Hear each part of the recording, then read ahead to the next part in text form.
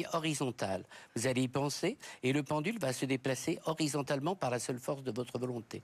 Il commence à bouger, vous vous concentrez, plus il va se déplacer, plus ça va vous décontracter. Et ça y est, vous avez pris le coup, il se déplace. C'est quoi ce truc? Alors maintenant, vous allez penser au cercle. Vous pensez au cercle, vous le suivez des yeux et le pendule va se mettre à tourner. Vous pensez au cercle et il se déplace. Vous le sentez qui bouge et il se déplace. Et plus il se déplace, plus ça vous détend. Et ça vous calme et vous êtes content de le contrôler par la seule force de votre pensée. Et il se déplace de plus en plus. Et maintenant, vous pensez au centre de la croix et il va s'immobiliser en un instant.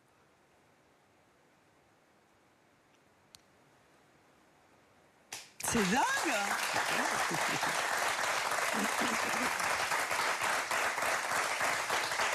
En fait, vous qui êtes chez vous, vous pouvez le faire, vous amuser à le faire. Ce qui est super amusant, c'est que ça prouve la force de concentration. En tout cas, genre, je ne sais pas comment ça marche, mais c'est très concentrant. Je vais vous expliquer. Alors oui, comment ça marche? Alors en fait, il s'agit de ce que l'on appelle l'action motrice du subconscient. Yeah. En fait, les gens qui utilisent un pendule, que ce soit pour trouver de l'eau ou pour savoir le sexe d'un enfant, par exemple, une femme qui est enceinte, son inconscient. Il y a quelqu'un qui est enceinte dans le public? Pas que je sache. Vous ne savez pas? L'inconscient connaît en fait le sexe du bébé. Et si on bouge le pendule et qu'on décide, il va tourner à gauche si c'est une fille ou à droite si c'est un garçon, ça... Si, je vous assure. Alors, on me dit que nous avons quelqu'un, c'est notre équipe, Julie, qui est enceinte et qui peut venir sur le plateau.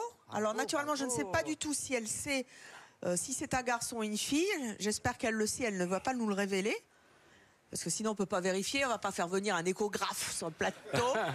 Elle sait, et on va voir si vous êtes capable de deviner, vous, avec le pendule, si c'est un garçon ou une fille. Ça, c'est génial. Et je rappelle aux téléspectateurs que ça n'était pas prévu et que nous improvisons totalement cette séquence.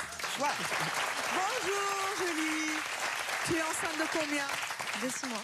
Tu sais le sexe? Oui. Alors, ne nous dis rien. Viens ici. Est-ce que vous avez déjà une petite idée? Ah non. Alors, je vous laisse Julie entre les mains. Je ne suis pas son inconscient. Alors, voilà, venez Julie, je vous prie. C'est extraordinaire. Julie, prenez le pendule. Concentre-toi. Alors, on va imaginer, maintenant, vous allez faire un petit peu le vide, hein, que si c'est un garçon, il va tourner dans le sens des aiguilles d'une montre, et si c'est une fille, il tournera dans l'autre sens. Vous vous laissez aller, vous décontractez, et votre inconscient va parler. En tout cas, quel que soit le sexe, ça bouge, hein là. Petit bidon. Allons-y, détendez-vous encore. Oui, donc je pense qu'il est parti dans le sens opposé des aiguilles d'une montre. La tête. Et ça correspond? On avait dit c'est une fille, si c'est dans le sens opposé des aiguilles d'une montre? Oui. Et c'est une fille? Oui.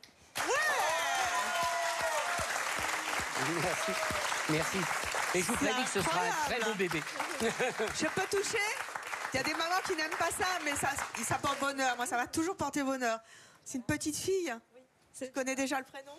Ah, je ne dis pas. Tu l'appelleras, c'est mon choix. En